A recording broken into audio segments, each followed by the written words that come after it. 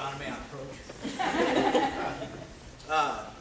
Yeah, I'd like to add my thanks to Balsa for putting this together and allowing us to participate as a co-sponsor, to my dear friend and colleague Kelly for whatever her reasons and motivations are asking me to come back and do this after last year. And it's my great pleasure, along with my colleagues from Proscow and a colleague to be there in the middle of the crowd who will be joining us next fall, Alex Chenault. And I'm going to apologize in advance to Judge LaMelle because I told this story last year, but in talking to Yolanda Montgomery, she said she thought it was worth telling again. And so on the topic of networking, I got out of law school in 1995.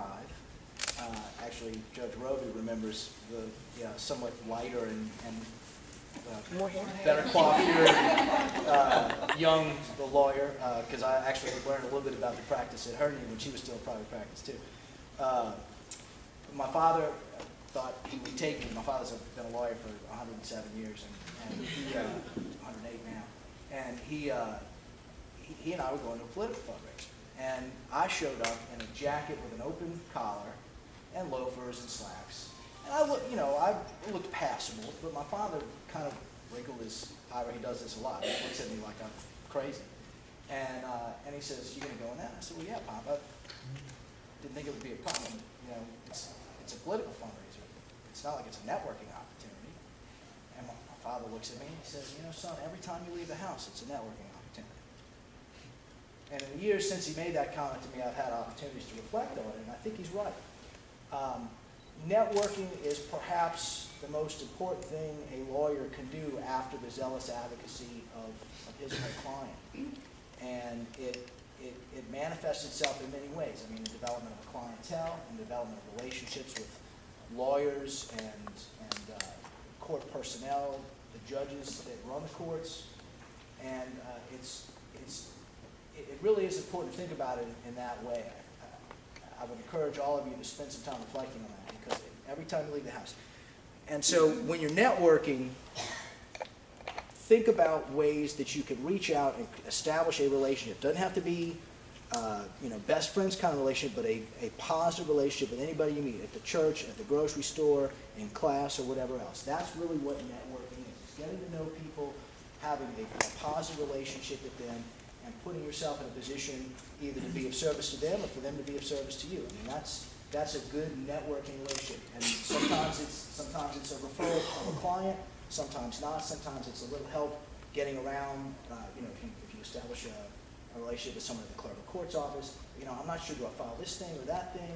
Oh, well, I'll make a phone call. I actually had an opportunity. Gene Smith, who is now the deputy clerk of this court, I called. He like me, worked for and with Judge Roby years ago, and he's now the clerk. And I called and said, "Look, I got this thing. I don't know what to do with it. I'm not sure exactly how to get this thing on file. It got swatted by the people in the clerk's office. What do I do?" And those are the sorts of networking opportunities, or I should say, the types of results that you can get through networking. So think about it in those terms. Every single relationship you have with your next door neighbor or somebody you see in the park every day can become a networking opportunity. How do you cultivate those opportunities? I mean, it could be just as simple, there's this tendency for people to sort of walk down the hallway and, I just walked right by a federal judge and I didn't even say hello. Look people in the eye, smile at them, say good morning. It can be that simple, but when you meet people in a setting, particularly a setting like this, and I mean, by the way, when you're out practicing law, you will have networking opportunities rammed down your throat. I mean, there are bar association events, and there are political fundraisers. There are, you'll get asked to attend this thing or give a presentation to a pack of actuaries. That's very exciting. I've done it. It's great fun. And those are opportunities for you as a lawyer to get your name out there and to have your name be known, not only to the members of the bench and the members of the bar, but potential clients and other people as well who by networking with these people, you can really develop yourself personally and professionally.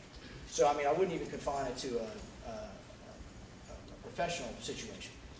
But since that's the focus of BALSA and the focus of what we're here to talk about today, a couple things to keep in mind. You come to a function like this, follow-up is very important. You say hello to people, you smile at people, and you do all of those things. But make an effort to write a letter or an email. I do think letters are a little bit, if you want it, it's a nice touch, I'll say. When you network with people, email now seems to be sort of the standard form of communication. I don't have any problem with it, but a letter, it doesn't have to be a handwritten letter, but a letter on stationery or something like that is a nice touch. I'll give you an example. I spoke at this event last year, and a young man who was an officer in the BALSA group, and I have stayed in touch, and he did exactly what I suggested that he ought to do, which is reach out, and I now have a happy little correspondence. It's not every day. We don't go bowling together, but I know his name and he knows mine, and when I see him, and I've seen him on the street and here and there, and he went out of his way to keep me in touch, and I knew that when I got it, that the lesson worked both ways, and so we had corresponded with one another and maintained a relationship, and I expect that he will go on to do great things, and there may be a job opportunity there if I can help him some way down the road. So it's something to keep in mind. It's important. Remember, you establish a relationship, you look the person in the eye, you make sure they remember your name, you make sure you remember theirs. That's very important as well. What was the old Dale Carnegie line? You try to use people's names. I didn't take Carnegie, but I remember reading that somewhere. And that's a very valuable tool as well. But you always follow up. And when you hear from somebody, even if it's just hey, you told me about this book. Do you remember the title of the book, or do you remember the conversation? Try to respond, try to react to those sorts of things, because it will establish and cultivate positive relationships. And ultimately, it can end up being the difference between someone giving your name out for, oh, you need a lawyer? Well, I know this guy. Well, I know this lady. It could be the difference in a lot of those sorts of, it's a game of inches, like they say about baseball. And those sorts of networking opportunities, relationships that you establish can really make a difference. So I would encourage all of you to be active, aggressive even, in taking networking opportunities. And you're going to get one today. You should get around and get to meet as many. There's a pack of federal judges here. It's not good. It's not bad knowing them because they're going to be deciding your cases at some point. And work on it. And get to know the people. And remember, people like it when you can say, hey, I know you. You're so and so. You're Charles Seaman. People like that. And remember to follow up as well. Exchanging business cards and everything is nice, but if you don't do anything with it, then what's the point? And so my correspondent, I don't see him in the crowd. I believe he's at 3 although. But my correspondent did exactly that. And so I look forward to seeing great things from him, and we'll be monitoring his progress as he moves forward. Does anybody have any questions? Didn't think so. Okay. Thank you.